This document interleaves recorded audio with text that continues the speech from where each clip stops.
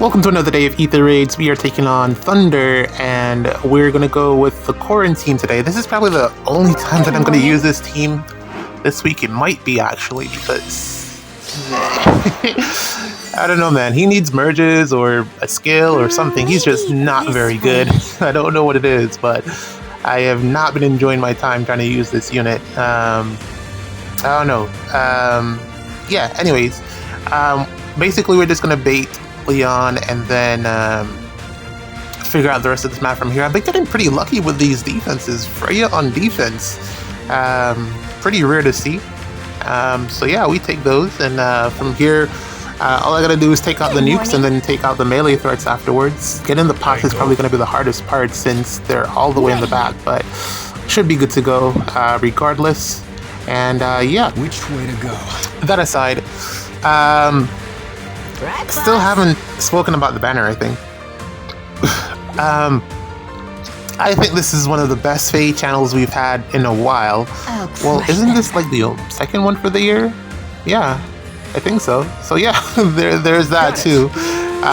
Very good. I love that trailer for the book. I'm excited to see. Well, usually they do the trailer. The trailer is usually more hype than the story. They usually just don't do anything near as good in the story as they did in the trailer, primarily because they just don't use the story chapters well enough. But yeah, I'm excited to see where that goes. I didn't notice it like when I was just watching the Fae channel, but there was no mythic on the banner. Typically, there's a mythic. So I was quite surprised by that. I guess maybe we'll get it. Well, it is a mythic at the end of this month, so that kind of makes sense because usually you end up having like either a mythic and a legendary in the same month. So they probably want to slow that down, especially since they're running out of options. So yeah, it makes sense. I guess we'll just have the mythic at the end of the month, probably. Looking at the color shares, I was thinking it was gonna be Neathhugger, but looking at the color shares, I don't see how they would make her blue. Is it blue and green, if I'm not mistaken? And neither of those colors really match what she really would need to be red, I think.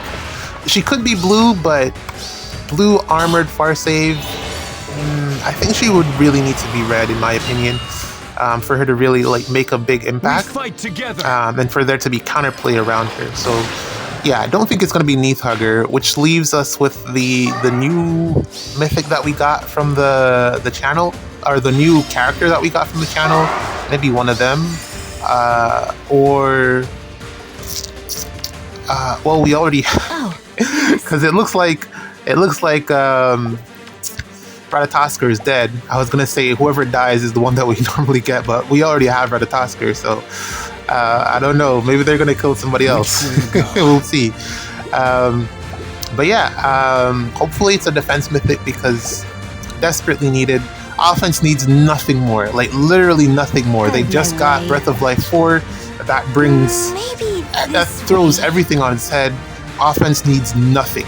Absolutely nothing. Everything should be focused on defense from here to the rest of the year. Defense is like way behind at this point. They just gave us some really crappy map from that new from the channel, and it's just absolutely horrible. The color palettes are like really gross to look at. I don't even want to build on it, and then it's just a bunch of defensive tiles, and I'm like, how am I supposed to kill anything on this? Granted, it is like a lane-based map, which kind of factors in, because kind of what it's good for cav lines, or no, because trees. It's good for flyer lines. Flyers have a lot of mobility on that map, and I guess you could probably throw a grin on there as well. But aside from that, it's just a terrible map in my opinion. I don't like it. But I'm sure someone will figure something out and put something together on there. I just don't expect. I don't anticipate that I'll be building anything on that map anytime soon. But yeah, that's just my opinions on it. The Fae channel was again very good in terms of just what it presented. I feel like it brought a new game mode. I feel like I feel like our expectations in terms of orbs need to be put to the wayside now. I'm pretty sure that IS is done giving us orbs because they found a loophole by giving us tickets, and they're going to be sticking with that. I think in terms of making as much money as possible, they're probably going to start going with that strategy, and I don't blame them.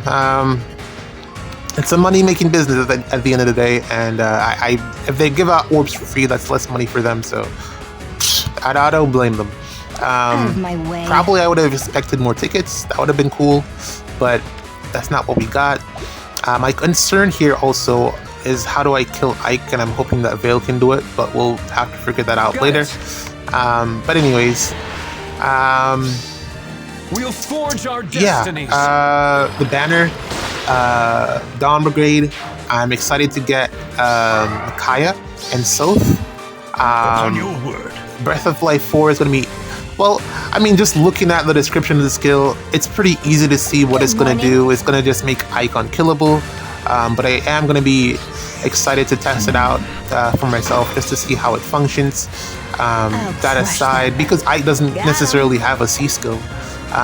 Most infantry units don't have a C skill unless you're running infantry pulse.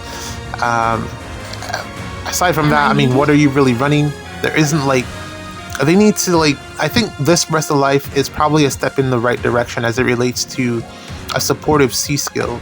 I like the ones that provide warping. I like the one that is for canto control, but you don't necessarily need canto control for offense in AR. That's really more like for summoner duels and for defense in AR. So there definitely needed to be more versatility in terms of C skills for units, and I think infantry units in particular. And I think this Breath of Life is a good step in the right direction. So it's going to be interesting to see what they do in terms of mimicking or providing us with a supply of C skills that do something similar. I think the infantry no follow-up is a good option because of the mobility that I like the ones that provide mobility. So infantry no follow-up, the oath skills that provide mobility. If they can eventually put Canto into infantry C skills as well, I'd love that. So I like the direction that anything that would go in that direction, because so far it's just like extra stats and time spells. And those two things are readily available in so many other forms that we really need to start branching out, in my opinion. If they're developing or whenever they're developing, they really need to start branching out in terms of skills for infantry units, C skills in general. Mini rant aside, Edward, I think he looks like a fantastic unit overall. I think he'll have a lot of staying power because of just how his weapon performs and the fact that he comes, like, if you don't fodder him, I think he's a good unit. Yeah, I think he's a good unit, even if you don't fodder him. I've been contemplating, like, how can I get my Summer of Fjorm to, because she wins against Leon, the problem is just the chip damage. So if I thought completely that it would have been an Ike ring or an emblem ring, because if you monetize an emblem ring to prevent burn damage, chip damage, burn damage, whatever, it would have gone a farther way in terms of making you money. IS didn't do that. They went with a skill, and the skill is eventually going to be in Hall of Forms, whereas the ring, you pretty much would have to summon for units to get the effect. So I'm wondering what the emblem units is going to bring, the next emblem unit, because wait, are we getting an emblem unit this month? Because we got a legendary last month. Isn't that how it works? Huh. So no mythic this month. Huh. Ah, that sucks. Huh. Alright, well, but yeah, they would have been able to make more money off of an emblem ring instead of a skill, because once it's a skill, it's in the game, you can summon for it, you can get it from Hall of Forms. It's just way more accessible. It'll eventually be on some type of manual in the codes. It's just way more accessible as a skill versus as an emblem ring where you could sell it. Well, the argument is also that you could put it on a rearmed. You can't put an emblem ring on a rearmed unit and duplicate it the same way that you could a skill. So there you go. Which way to go? I don't know why they're shooting themselves in the foot like that. And also, they didn't need to make Emblem Ike stronger because that's really all that they've done. And I don't see why they would have. I foresaw the nerf for AoEs because it does look like it works against AoEs. I don't know for sure, but that was kind of needed in my opinion. AoEs have just gone rampant, but we'll see how this pans out, man. GG's.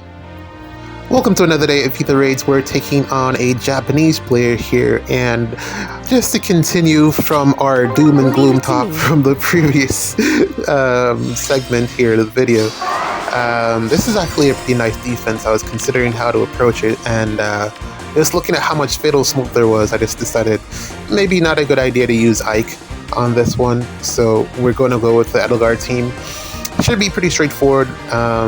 I've made the adjustments. I gave one of these units, or did I not do it? I don't remember. I thought I was supposed to give someone. Oh no! I gave it to Nerthu's tactics. So hopefully it helps out. Maybe it doesn't. We'll see. I don't think I particularly need it for this match, but I did put the. Well, I probably mentioned this before. I think I've used this thing before. I put the Bold Fighter on Summer Edelgard, and that will definitely pay dividends because she's going to need that to take out some of the units here. Especially this Knot. Yeah, we're going to need it to take out Knot. Now, let's go back to the whole Breath of Life thing. This is after I've done like some testing. And so far, it hasn't been the most detrimental thing in the Ike matchup. He still dies, which is great. That's great news. He still dies. That's wonderful. The problem is the Leon matchup, which is the one that I've been talking about just a little bit. I was saying that as soon as there is a counter to what's that skill called? Chip damage. Leon will no longer be as effective because he just doesn't put out enough damage on his own, and also because he's so slow, not being able to double. He doesn't even have a guaranteed follow-up. Yeah, so not being able to double is really just going to cripple him. His whole thing is the chip damage. So as soon as there's something that comes out that or since there's something that has come out that pretty much counters a big part of his mechanic, it is safe to say that he won't function, or he's not going to be as prevalent as he currently is in the meta. I don't think that's speculation. I think that's definitely what we're going to see. I think his only saving grace will be the fact that he does have that res sweep effect, but I don't think it'll do as much for him. In terms of maintaining in terms of him maintaining his status as a threatening unit.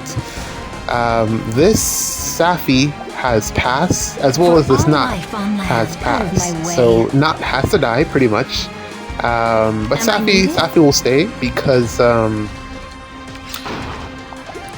she won't be able to hit either my Edelgards because of how she's blocked in. She won't have the. You'll see it. Never mind. But Knot is gonna die. So yeah, as I was saying, Leon is taking a hit here. I was expecting him to take more of a hit if there was an emblem ring that ultimately negated all chip damage. But since they've put in Breath of Life, I can assume, or it could be assumed, that they're not gonna go that route. So they're not going to negate chip damage. Instead, they're just going to basically create a whole, well, they've already done, create a whole nother battle phase, pretty much. And it has effects and it has counters. And it's all pretty much done at this point. So, yeah, I was surprised. I think I have said this before that they went that route. I think countering it altogether would have been a better option in terms of just marketability from the standpoint of them wanting to make money. Just put it on a good unit, but we still got to play one more match. So let's load that one up. This one was actually pretty quick because of the Edelgards. So let's see what we get in the next one. All right, we're against Cypher here, and it's going to be the Edelgard team yet again. So we can expect this match to be fairly quick as well. The benefit here is that even though there's a Brave Edelgard there, I don't have to take her on at melee range. I can just have Veil take her out, which I'm hoping that Veil can do. I'm not entirely certain. I'm kind of banking on the speed check so that I can probably get a quad in to be able to take out Brave Edelgard in this setup here. But yeah, I think we should be able to get that, and once we do, taking out the rest of the units should be pretty straightforward.